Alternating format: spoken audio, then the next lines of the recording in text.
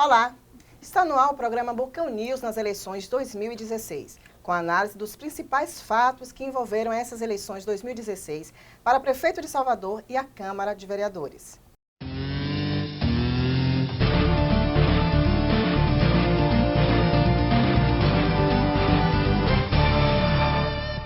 Eu sou Cíntia Kelly, estou aqui com o editor de política do Bocão News, Luiz Fernando Lima, a nossa subeditora de política, Juliana Nobre, e o repórter Rodrigo Daniel Silva. E a gente vai começar falando de um assunto fresquinho, que foi o debate que aconteceu ontem na TV Bahia com os candidatos à Prefeitura de Salvador. O primeiro e único em que o prefeito ACM Neto, que concorre à reeleição, participou. Queria saber dos colegas aqui o que é que eles acharam, porque eu achei um debate chatíssimo, como sempre são os debates da TV Bahia. E aí eu vi aí um jogo combinado entre Cláudio Silva e o prefeito ACM Neto, que eu achei particularmente um jogo meio baixo, meio sujo por parte do Cláudio Silva, já que ele é candidato da base do governador Rui Costa. Então, assim, o que está por trás disso? Queria que Rodrigo Daniel começasse falando aí o que está por trás desse jogo sujo aí de Cláudio Silva, que eu particularmente achei um jogo sujo. Comenta-se nos bastidores que Cláudio Silva poderia ganhar algum cargo no governo, no possível governo segundo mandato de Neto, né? Mas foi um debate que Cláudio Silva, mais uma vez, ficou apagado para um candidato de oposição que poderia bater em ACM Neto e perdeu essa oportunidade. Vamos ver o que vai acontecer nas outras medidas que vai tomar, né? Ju? Ficou bem visível mesmo essa relação dos dois, que até então ninguém tinha visto, né? Ele fez uma campanha, na verdade, até uma campanha limpa, eu vi nas propagandas dele. Mas o último debate, que é onde ele realmente poderia tentar, pelo menos, pontuar nas pesquisas, realmente, ele ficou realmente muito apagado. A relação ficou muito estranha, foi muito visível. Todas as perguntas dele foram direcionadas a ACM Neto, assim como a de ACM Neto, todas para ele. Então, ficou esse jogo muito de 2-2, né? Isso ficou bem aparente no debate. Luiz, você esteve lá na TV Bahia, você fez a cobertura do debate, e aí você deve ter conseguido aí captar alguma coisa nos bastidores. Eu prestei atenção ontem nas redes sociais e vi gente falando que ele pode ganhar aí a Secretaria de Educação, caso a ACM Neto seja reeleito. Eu não sei se lá você também ouviu alguma coisa, e como os outros colegas de imprensa também acompanharam e viram esse jogo aí entre os dois. Esse jogo ele foi visto de uma forma muito estranha. Se esperava, e a expectativa toda era de que todos partissem para o ataque a Neto, de uma forma que pudesse arranhar, né, um pouco a imagem do atual prefeito, que domina todas as pesquisas e que tem uma perspectiva boa de reeleição.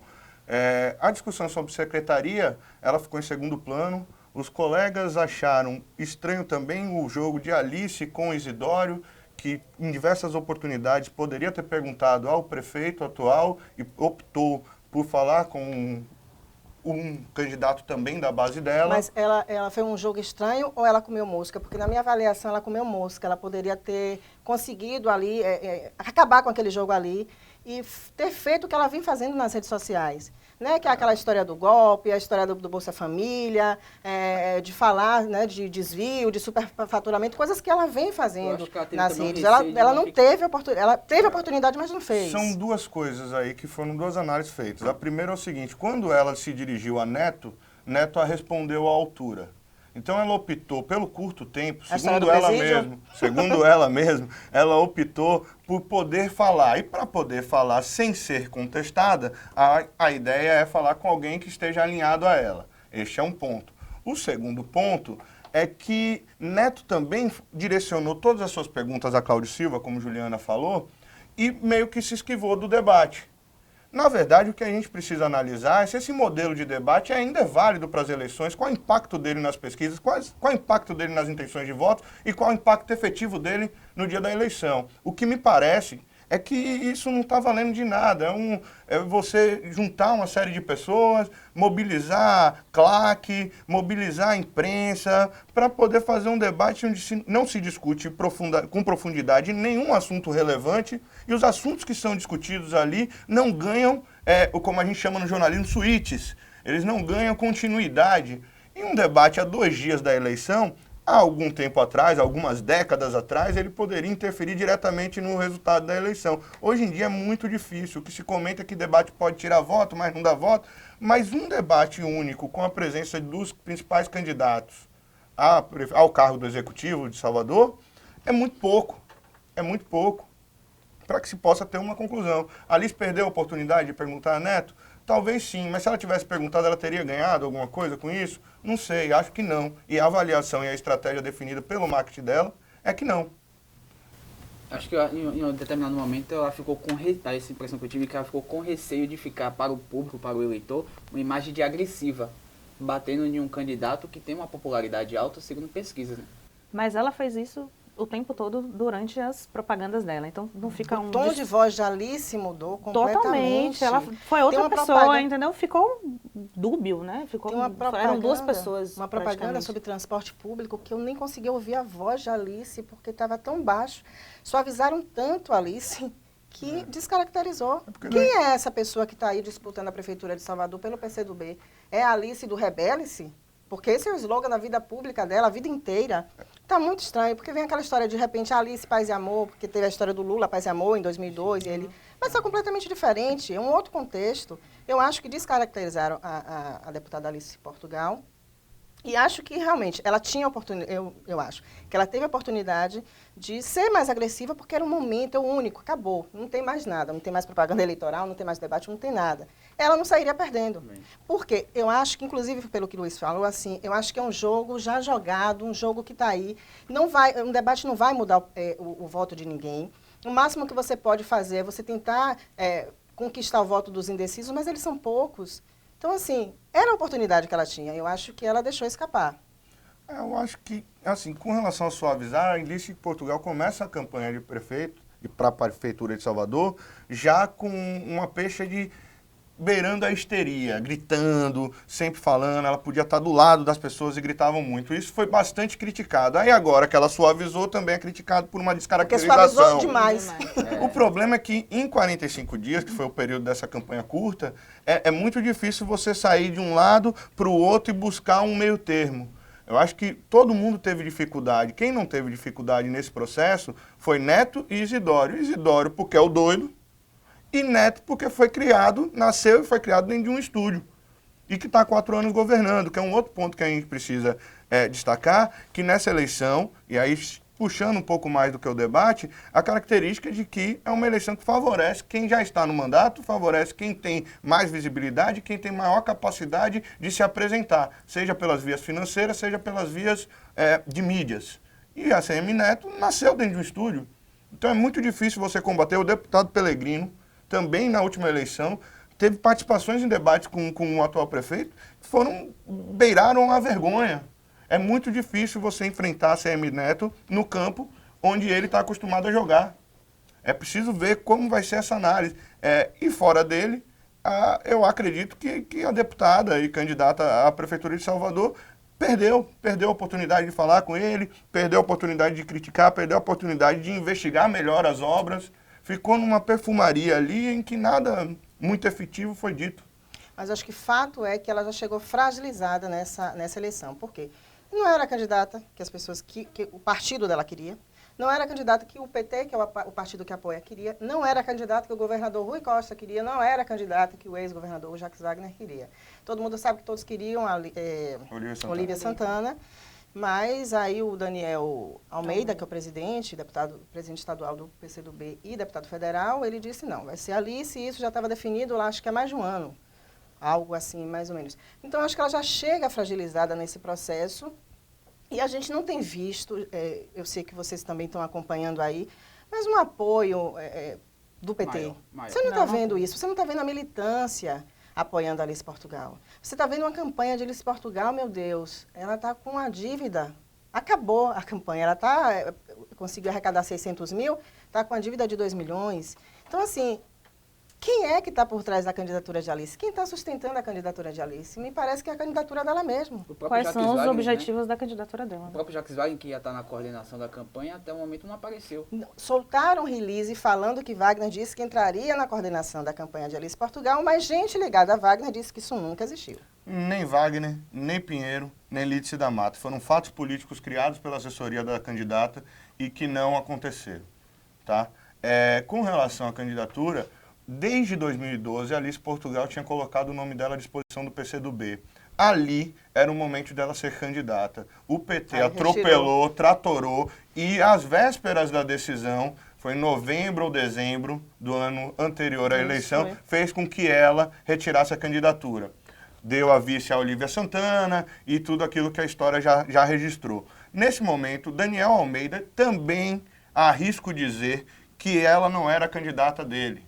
Mas ele tinha uma dívida histórica dentro de um partido, com um quadro histórico do partido que sonhava em disputar. O PT chega fragilizado, sem um nome consistente para disputar, com um impeachment em curso, sem dinheiro porque o fundo partidário estava bloqueado, e teve que aceitar uma candidatura da qual eles não acreditavam. As pesquisas internas do partido diziam que Olívia Santana era uma candidata melhor. O governador Rui Costa, há quem diga, se sentiu traído pelo PCdoB pelo fato de que as sugestões dele não foram acatadas e o PCdoB bateu o martelo. A articulação política do governador também achava a mesma coisa. A militância do PT, gente, a militância do PT nunca aderiu a partido nenhum, por mais amigo e próximo e alinhado que seja. A militância do PT é do PT. Então não existe isso. Nesse momento de reta final, alguns gestos foram feitos, mas já é tarde. E outra coisa, ali se entra num jogo em que o PT está preocupado com 18. A gente fala muito que a ACM Neto está preocupado com 18, mas quem está preocupado com 18 também é o PT. Então, durante pela necessidade da manutenção, pela necessidade de manutenção. Isso. E já sabendo que Neto surfa, nada em céu de brigadeiros, o preparativo todo foi por interior, foi para não passar vergonha em Salvador, formando uma base, que isso é outra coisa que a gente precisa lidar aqui. Qual é a base do PT na Câmara de Vereadores? É uma base orgânica? O PT, a direção do PT, não fala publicamente, mas o fato é, a base do PT dentro da Câmara dos Vereadores, os principais vereadores do PT, os mais votados, não estão alinhados com a direção do PT. E quem acompanha o partido em Salvador e na Bahia, isso nesse mandato atual. A gente lembra de vereadores do PT que votaram com o prefeito ACM Neto. Teve briga com o presidente municipal, que é o Edson Valadares. E largou a vida política. Pois é. E aí a gente viu, assim, traição ali dentro. E você via que não eram pessoas ligadas, como Luiz falou, organicamente ao partido. Teve até a história do Carvalhal, que saiu, o J. Carlos Filho, que saiu do partido. Mas tem outros que permanecem, mas a gente sabe que Neto não teve eles estão olhando para eles mesmos, Neto né? não teve oposição na Câmara. Passou os 3 anos governando tranquilamente e provavelmente vai manter uma base forte na Câmara. E essa imagem dele... Se for reeleito, né? Porque a gente não tem bola de cristal. Não vai ser desconstruída. Exato. Ele vai manter a mesma imagem que ele tem hoje. Né?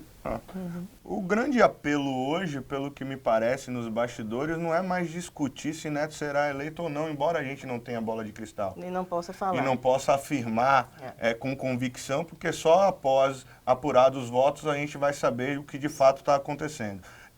Mas a tendência é que Neto se reeleja, a tendência é que a base dele na Câmara de Vereadores seja grande e a tendência de que os quadros eleitos pela oposição sejam uma oposição que hoje se chama, hoje não, já há algum tempo se chama de uma oposição responsável, que vote os projetos de interesse da cidade. O problema é que o legislativo, de um modo geral, é muito frágil, é muito fraco. Isso precisa ser dito. As pessoas não discutem projetos, as pessoas não elaboram projetos com profundidade. E não investigam e fiscalizam, que é um papel fundamental de uma Câmara Municipal, de uma Assembleia Legislativa, de uma Câmara dos Deputados. Os projetos, as licitações, enfim. Ou seja, o Executivo continua nadando de braçada e provavelmente continuará, né, com uma base muito grande. Eu entrevistei essa semana a vereadora Aladilce Souza, falando que, na verdade, a Constituição, eu acho que ela engessa o Legislativo. Quando você proíbe que o Legislativo crie projetos que gerem despesa, que gerem custo. E ela falou assim, tem isso também, mas existem projetos que geram custos e que são aprovados. Se você tem uma base que pode aprovar, você vai aprovar. E não tem ninguém para dizer que é inconstitucional. Então, também depende muito ali se você tem essa maioria e se essa maioria consegue ali votar projetos dessa natureza, embora seja realmente inconstitucional. Mas eu só queria falar isso sobre essa questão do projeto, porque que eu acho que o Legislativo é frágil por isso também.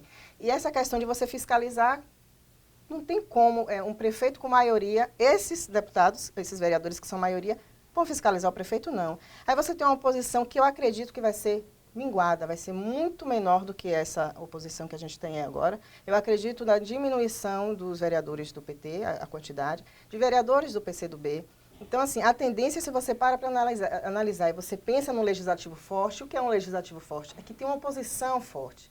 Que a oposição é que é o olho, é a voz, é o ouvido da sociedade. Então, se você não tem isso, você vai ver, e aí eu não estou especificamente falando do prefeito ACM Neto, mas você vai ver um prefeito fazendo o que quiser na cidade, né? Fazendo o que quiser, criando leis que vão ser ruins para a população, porque não tem ninguém para fiscalizar. E a impressão que dá é que alguns vereadores, né, que eram da oposição, hoje sentem medo de dizer que são opositores, né? Então, você vê que 3 ou 4 vereadores da oposição votavam a favor de Neto e diziam essa questão, né? Não, vamos votar pela cidade. É o que? É o medo de dizer que é da oposição, isso foi pela conjuntura nacional. Isso me preocupa um pouco na questão da democracia mesmo, né? Assim, a oposição que é a voz da população. E aí, hoje a gente não tem, a gente vai viver sob os comandos do executivo. Como é que fica a democracia nesse sentido? É um pouco eu acho estranho, tudo né? muito frágil mesmo.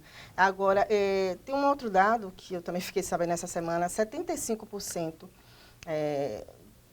das pessoas que votam em prefeito, eles não votam em vereador. Então, assim, é um mínimo de eleitor que vota em vereador. E acho que as pessoas elas não têm a noção exata da importância de um legislativo. Elas não têm a noção do que é um vereador. Porque também o que é que a gente viu?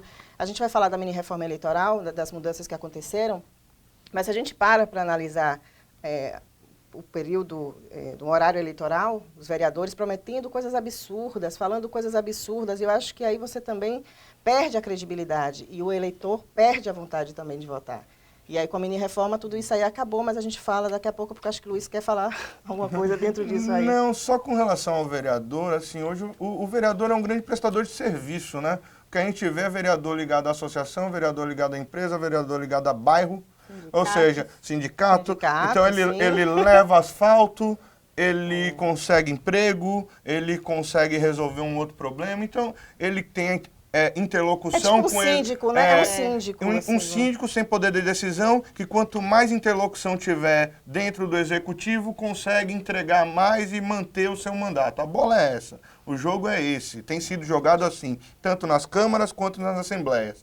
Isso é uma coisa muito visível. É incrível como a gente discute aqui que dados como esse, que 75% votam em prefeito, não votam em vereador, mas como o mapa, o desenho eleitoral desses vereadores está traçado. Você pergunta para um vereador consolidado, ele sabe quantos votos ele vai ter, com a margem de erro mínima, porque ele tem mapeado qual o bairro onde ele é votado, qual a liderança e como se mantém essa estrutura. Essa estrutura, eu arrisco dizer que de ideologia tem muito pouco. Então, é preciso saber qual é essa engrenagem. Com relação aos projetos, Cíntia, é sabido por nós da imprensa que acompanhamos as atividades que existem acordos, né? Para votar o seu projeto tem que votar o meu, a despeito do seu ser melhor do que o meu, né? Existe aquela coisa de que quando a CCJ é controlada, é presidida por algum vereador, no caso da Câmara Municipal, ligado à Prefeitura, ele veta os projetos ali no nascedouro, né? Mas quando ela é presidida por um vereador ou de oposição com um pouco mais de independência, ele aprova um projeto, ainda que inconstitucional, para submeter ao plenário, para submeter ao prefeito o veto, porque aí você cria um desgaste ao prefeito. Mais um outro assunto que eu acho interessante a gente falar, não faz muito tempo, a Câmara Municipal tinha uma oposição formada por 3 vereadores. Se eu não me engano, o Rui Costa fazia parte deles, o governador Rui Costa. E esses 3 vereadores tinham um mandato coletivo, que o gabinete era unificado, a parte jurídica, a parte de imprensa, e eles davam um trabalho danado para o prefeito. Na Assembleia aconteceu algo muito semelhante que na época do Paulo Jackson, com obstruções. Então, assim, não é nem a quantidade. Você tem uma bancada de oposição minguada, mas regimentalista e disposta a fiscalizar e cumprir o seu papel, dá para se fazer muita coisa. Eu acho que os vereadores estão mal preparados e, estando mal preparados, não conseguem fazer o seu trabalho, que é aquilo que a gente espera deles.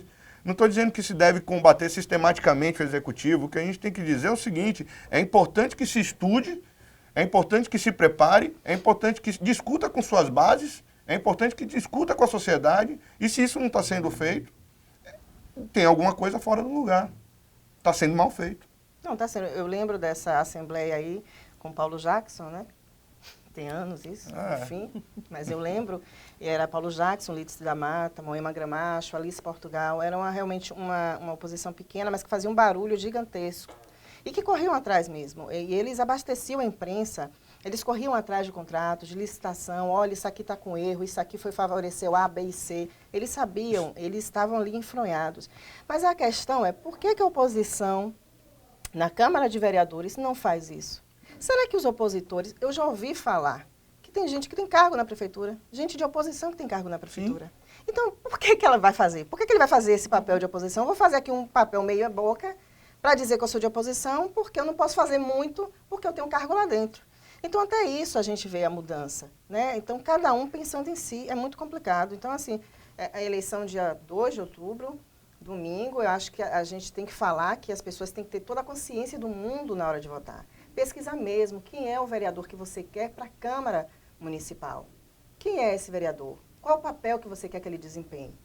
E pensar na coletividade, não é pensar porque ele pode tapar o buraco lá da sua rua, não, porque daqui a pouco o buraco abre de novo, e aí? Pensar na coletividade. Agora, mudando de assunto, porque o programa da gente já vai acabar daqui a pouquinho, falar da mini-reforma eleitoral. Essa mini-reforma eleitoral que eu comemorei particularmente, essa história do fim do financiamento empresarial, comentei no Twitter, feliz da vida, mas eu acho que eu caí no conto do vigário, porque eu não acho que isso vai acabar com Caixa 2. E é muito simples a gente também detectar isso. É só a gente dar uma olhada no site do TSE e você vai ver lá quanto foi que gastou, qual a previsão de gasto, do que arrecadou, e você vai na rua e você vê que aquele candidato está com material ali, ó, com papel caríssimo, está ali, ó, com 30 carros de som, e você fala, não, isso aqui está incompatível. Então, eu acho que a possibilidade de ter Caixa 2, ela é grande, ela existe e está aí. Então, assim, eu particularmente fiquei frustrada, e eu queria saber de vocês, se vocês também ficaram, se vocês não ficaram, se vocês acreditam que essa é a solução. Como é, Ju? Porque a gente, eu também dando uma olhada nessas prestações de contas lá, nas receitas de despesas dos candidatos no TSE, é interessante a gente ver que houve várias doações de pessoa física, mas de empreiteiros, né, de donos de construtoras. Então, assim, foi uma forma de burlar também. Não foi pelo CNPJ da construtora, mas foi pelo CPF do empreiteiro. Então, eles sempre estão conseguindo esse dinheiro que vem, assim, de empresas privadas e não tem jeito. E ninguém doa de graça, então Exatamente. Esses donos de empreiteira vão cobrar a esse candidato que foi eleito, né? Uhum. Verdade. Eu acho que tem 3 pontos nessa eleição que precisam ser pensados no que diz respeito à legislação, que é essa questão do financiamento, se vai ser mantido ou não. Uma é a questão da proibição de cavaletes de placas na rua, que muitos avaliam que tirou o clima da eleição, né? Porque você não tem mais a presença deles. Eu acho que isso deveria ser repensado, talvez permitir, autorizar isso, mas discutindo que locais você pode colocar esses cavaletes, que locais você pode colocar essas placas. E outra questão, que eu acho que foi o mais duro para os candidatos esse ano, foi o tempo de campanha. 45 dias de campanha. Tanto difícil para os vereadores, quanto difícil também para quem estava disputando o executivo. Em Salvador, por exemplo, a gente tem 63 bairros. Se o candidato em 45 dias de campanha for visitar todos os bairros, ele teria que ir pelo menos em 4 bairros por dia. Como é que numa eleição para o executivo estadual, que você tem 417 municípios, você vai conseguir em 45 dias de campanha visitar todos os municípios? Você teria que visitar, em média, 9 municípios por dia. Rui estava comemorando essa semana o fato de ter visitado 6 municípios. Ele disse que era uma vitória, ele estava, esqueci o termo agora, seria, enfim, batendo recorde, foi esse termo que ele usou, ele estava batendo recorde de ter visitado 6 municípios por dia. Então, acho que essa é a maior dificuldade dos candidatos, que vai ter que ser revista, né? 45 dias de campanha. Essa mini-reforma, ela foi aprovada o ano passado pelo Congresso Nacional, para vigorar nesta eleição, e a gente aqui, todo mundo sabe, né, que todos esses candidatos são cobaias, né, não precisa fazer nenhuma análise aprofundada, todo mundo sabe que são cobaias, e já há uma movimentação no Congresso para mudar o que foi votado, porque a gente, que os políticos estão vendo é que está inviável, né, continuar e fazer uma campanha assim. Então, para 2018, certamente algumas coisas serão alteradas. É muito interessante isso, porque, assim, mais uma vez, perde-se a oportunidade de fazer uma reforma ouvindo a população, ouvindo especialistas que não estão ligados a partidos políticos, que é uma coisa rara, mas existe. As universidades estão aí. Houve uma ampliação do número de universidades e os pesquisadores estão aí. Por que não se ouve eles na hora de definir as regras? Essas regras servem a quem? É sempre muito imposto, né? É sempre muito imposto. Então, assim, a mini-reforma que aconteceu foi uma mini-reforma Frankenstein. A gente sabe disso, a gente comemorou o fim do financiamento empresarial. Ok, quem vai financiar? Uhum. É preciso financiar. Gente, é de conhecimento, como diria Mino Carta, até do mundo mineral, de que tem custo para manter liderança, tem custo para manter representatividade. Com relação à visita, na última eleição, o Rui Costa está falando seis municípios como governador, mas teve como senador e como governador a campanha passada 7, 8, 9 municípios num dia, gente. O que é isso? É chegar, tirar uma foto, beleza, pessoal, cheguei aqui, estou indo embora. Quer dizer, não discute proposta. Nada, gente. A eleição se discute muito pouca proposta. Os programas de governo é lido por quem é muito interessado em política. A população precisa encontrar mecanismos de maior participação e de maior integração. O interesse precisa ser desperto e o modelo atual, assim como o modelo anterior, não atrai. As pessoas não estão, as pessoas torcem por candidato, as pessoas não esperam representatividade. É um pouco arrogante dizer isso, mas é o que a gente vê na rua. Né? Eu torço. Ontem teve uma briga em frente à TV Bahia, enquanto os candidatos se cumprimentavam cortesmente, de forma cortês, indo embora, opa, tchau, tchau, boa noite, boa sorte, vamos rezar por não sei quem, vamos rezar por não sei quem lá. O povo estava quebrando o pau lá fora, quebrando o pau literalmente, a claque de um lado e de outro. Então, assim, a gente precisa saber exatamente como é que se dá isso. No que se refere ainda à reforma eleitoral, 45 dias é pouco para quem está disputando a eleição pela primeira vez. Para quem está querendo uma reeleição, para quem tem mandato consolidado, é ótimo que seja 45 dias. Mas mesmo para quem está reeleito, é difícil. Você percebe quem está tentando a reeleição. Neto começou a campanha dele, né, muito antes. Ele estava proibido de entregar obras, mas aí o que ele fazia? Ele ia vistoriar obras. E na verdade ele já estava fazendo campanha. Mas isso é praxe em todas as eleições, tem ela 60 dias ou 45 dias. O executivo, quem está no poder, quem está na cadeira, entrega a obra ao longo do ano todo, assina a ordem de serviço. Neto, a gente chegou a fazer um levantamento no próprio Bocão News, tinham sido 5, 6 coletivas de projetos e de programas e de festivais que seriam realizados pela prefeitura. Ele alternava a agenda institucional com a agenda de campanha e com legalidade. Então precisa se discutir a reeleição ainda, a reeleição tão polêmica lá, quando aprovada pelo governo FHC, ela ainda serve a essa democracia da gente, e com essas reformas ela é justa. Eu acho que são pontos que a gente precisa levantar e que precisa pensar, precisa refletir. A sociedade precisa refletir. Eu acho que, na verdade, quem mais perde com isso é o candidato a vereador. Muito mais do que o candidato a prefeito, porque em relação a essa questão de financiamento, a tendência é que os que estão lá sejam reeleitos e quem tem um poder econômico bacana também. E aqueles que têm por trás dele um irmão, um tio, um pai, né? Porque a gente está vendo bastante isso. O partidário tem ido para as estrelas do partido, né? Os grandes nomes do partido. Para quem tem interferência, tem poder de decisão dentro do fundo partidário. E o fundo partidário nunca chegou aqui, né? Você conversava antes dessa eleição com o pessoal do interior e você via que eles falavam, não, o fundo partidário nunca chegou aqui. Então o financiamento era feito de outra forma. Agora, se você pegar determinados candidatos no interior, as doações que eles têm recebido de caciques de partido, principalmente os caciques muito ricos, é muito interessante você ver. Para que isso? Então, deixou-se de ter o financiamento empresarial para ter o financiamento político. Qual a consequência disso? O cara está fazendo base para a próxima eleição dele. Tem deputado federal investindo pesado em eleição de vereador e prefeito.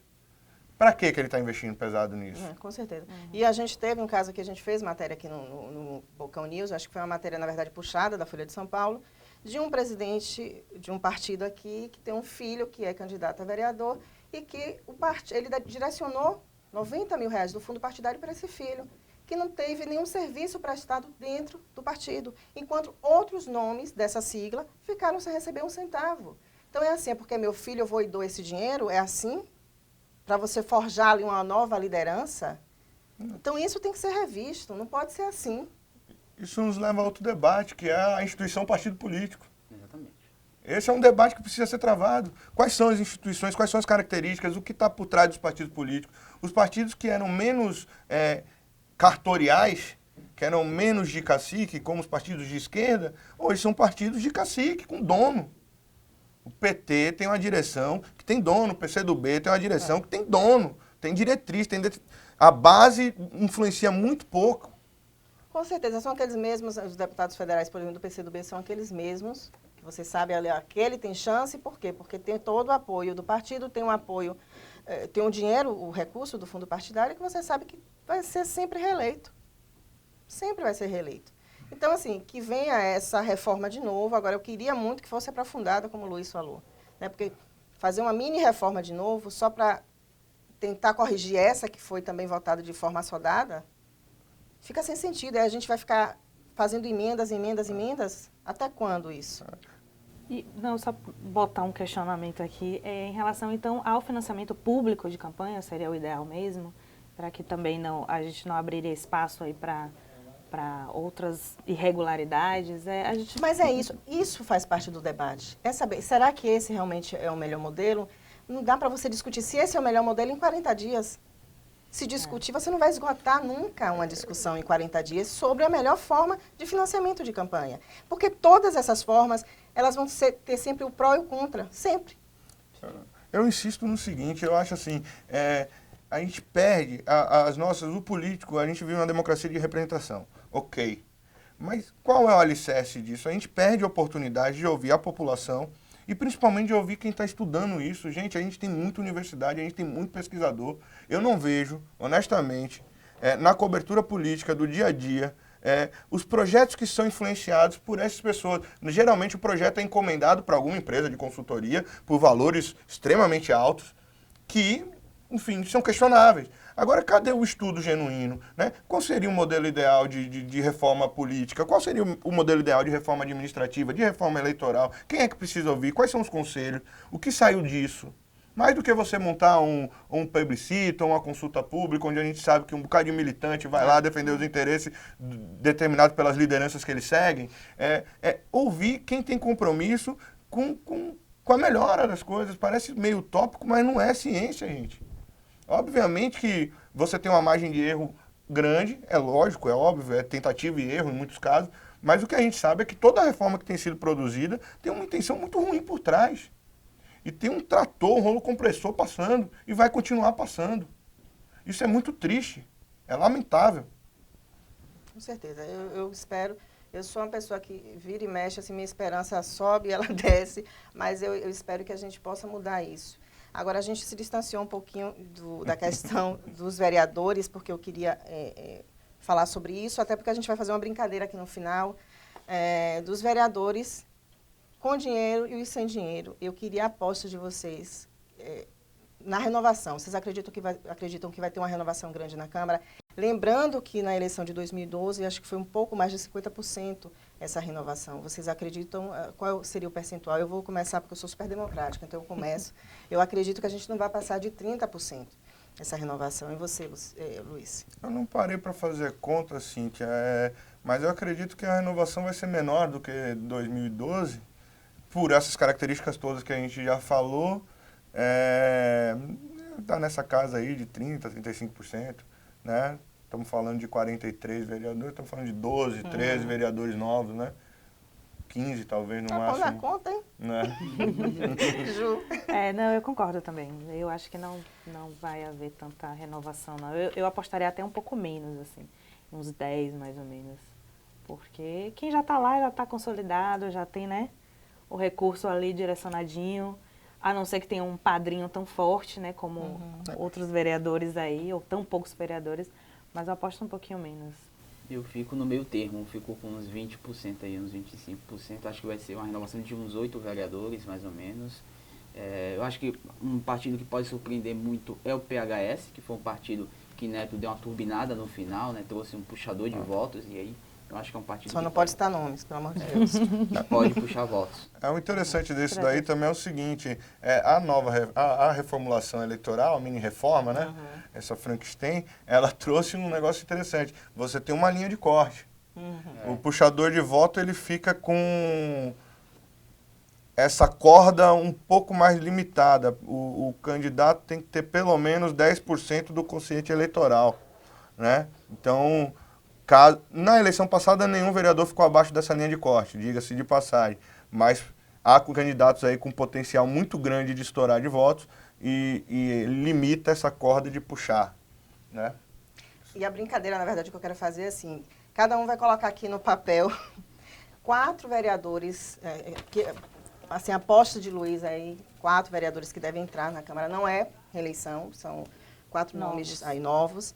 E aí a gente, na segunda-feira, vai ter um programa sobre o resultado das eleições e a gente vai tirar aqui dessa sacolinha, minha gente, esses nomes que a gente vai aqui escolher, cada um escolhe 3 ou 4. Passa para Rodrigo. Aposto que você está sem caneta, né, Luiz? Como sempre, é uma pessoa assim... Moderna. Não tem base e oposição não, né? Não, 4... só 4, porque... Pra ver se a gente tá bom aí na bolinha de cristal. E aí, na segunda-feira, no programa que a gente vai fazer aqui, possivelmente ao vivo, aí a gente vai tirar para ver quem acertou e quem errou nessa brincadeirinha, gente. Porque a gente trabalha e brinca também, se diverte também, faz parte aqui. Mas a caneta caiu, e Juliana não conseguiu, o tempo está esgotando. Agora. Pronto, foi. Eu apostei muito baixo, né? Então... Foi? Mas vamos lá. Então, gente, o programa vai ficar por aqui. A gente fez esse bate-bola, bate-papo aqui, mas à tarde vocês vão também ter uma outra conversa com uma outra equipe de política, né, equipe da tarde. E na segunda-feira a gente certamente vai estar aqui sim para falar do resultado das eleições, quem foi eleito para a Prefeitura de Salvador, ele ou ela, e como é que está aí essa questão da renovação da Câmara, se vai ter a renovação, se não vai ter a renovação. Muito obrigada pela audiência, a gente fica por aqui. Tchau, tchau.